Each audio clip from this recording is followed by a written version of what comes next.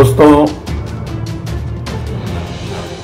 ना मैं एलोपैथी का डॉक्टर हूं, ना मैं आयुर्वेद का डॉक्टर हूं,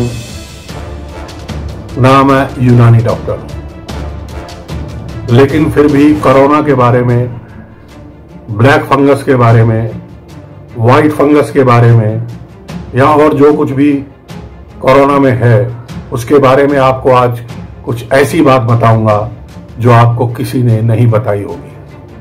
हो सकता है बताई हो लेकिन आपने उस पर ध्यान ना दिया हो। दोस्तों, कोरोना से बचने का सबसे बढ़िया और सबसे बड़ा उपाय है आप अपने घर में रहें, अपने बच्चों के साथ रहें, अपने परिवार के साथ रहें।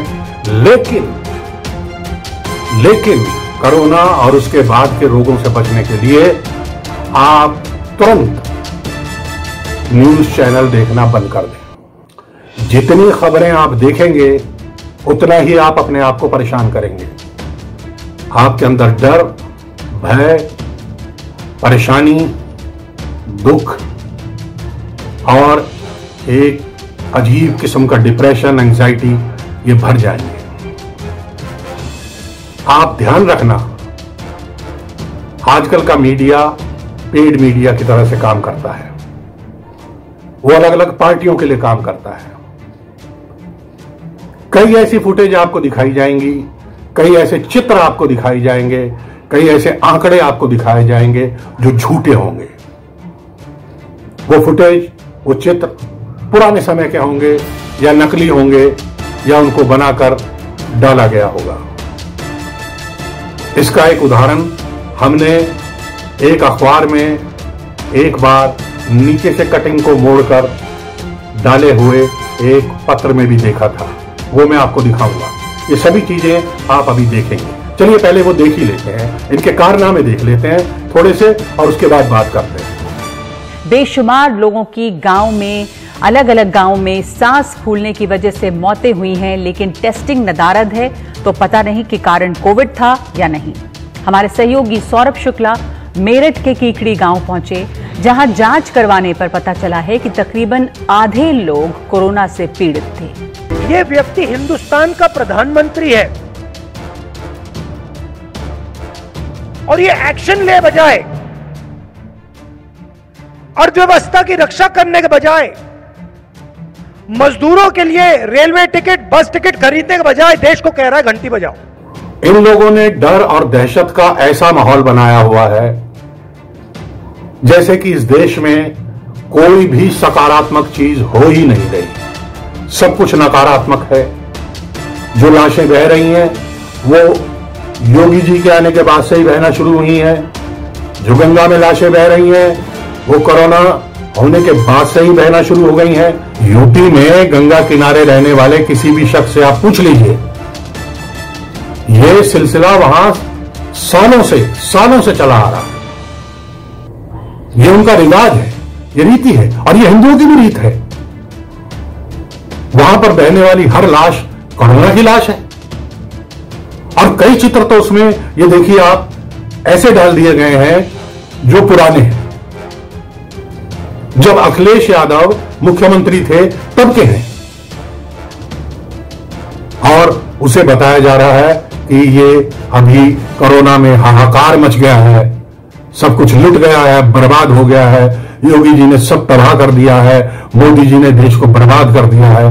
जबकि मोदी जी को इन्होंने बदनाम करने की कोई भी गुंजाइश नहीं छोड़ी। कोरोना फैल गया, लाखों लोग मर गए, हिंदुस्तान की अर्थव्यवस्था नष्ट हो गई, मैं प्रधानमंत्री हूं, कुछ बोला उन्होंने? दुख सिर्फ इस बात का है कि आज की पत्रकारिता इतने निचले स्तर की हो गई है कि उन्हें लोगों की मानसिकता, उनके दुख, उनके धर्म, उनकी सोच, उनकी करुणा, उनकी पीड़ा किसी से कुछ लेना देना नहीं। उन्हें मालिक को पैसे कमा के देने हैं। किसी भी तरह से कोई ऐसा मसाला मिल जाए जिसे वो महीनों बेच सके, और यही काम मीडिया कर रहा है। पहले साहित्यकार, पत्रकार हुआ करते थे। बड़े दुख से कहना पड़ता है कि आज तकरीबन हर पत्रकार साहित्यकार बन गया है।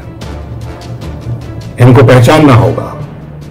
अगर आपको अपने आप को बचाना है, इस दिमाग में जो आपके डर और दहशत भर दी गई है, उससे अगर अपने आप को बाहर निकालना है तो आपको तुरंत ही इनका बायकॉट करना पड़ेगा।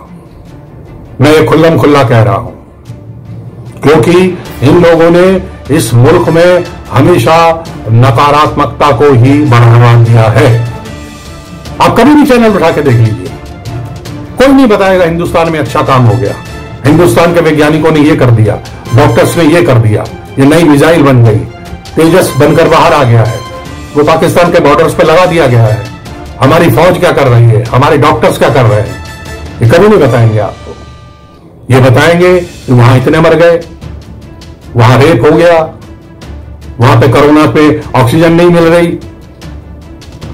अब ये मुद्दा खत्म हो गया। देखिए चैनल्स का कमाल, देखिए लिफाफा आता है ना, अब आएगा किसान आंदोलन, फिर से उठेगा, देखिएगा।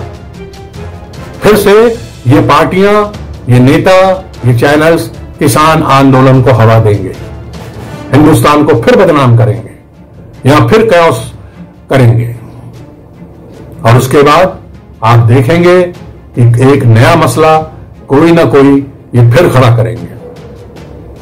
ये दलितों को भड़काएंगे, ये मुसलमानों को भड़काएंगे, ये हर तरफ अफरा तफरी मचाएंगे। ये चाहते हैं कि किसी भी तरह से साम दाम दंड भेद नीति अपनाकर मोदी को नीचे गिरा दिया जाए। लेकिन ये काम बहुत मुश्किल है, बहुत मुश्किल है। अभी आने वाले 10 बरस तक तो आप इस तरह के ख्याल भी अपने दिमाग में लाते हैं तो आपको मंदबुद्धि कहा जाएगा। इनको भी पता है कि इस बार चूक गए तो लंबे गए। योगी जी दिन रात भाग रहे हैं, पूरे उत्तर प्रदेश में भाग रहे हैं, कोरोना होने के बाद भी भागते रहे हैं, लेकिन उनकी अच्छाई को ये लोग नहीं दिखा रहे हैं। लाशों पे रोना, रिश्तेदारों का मिलाप, सिर्फ यही दिखाते रहते हैं। यह आपको मानसिक रूप से बीमार करता है, आपके अंदर डिप्रेशन भरता है, एंजाइटी भरता है, आपके अंदर डर दहशत भर देता है, और वो सबसे बड़ी बीमारी है दुनिया की।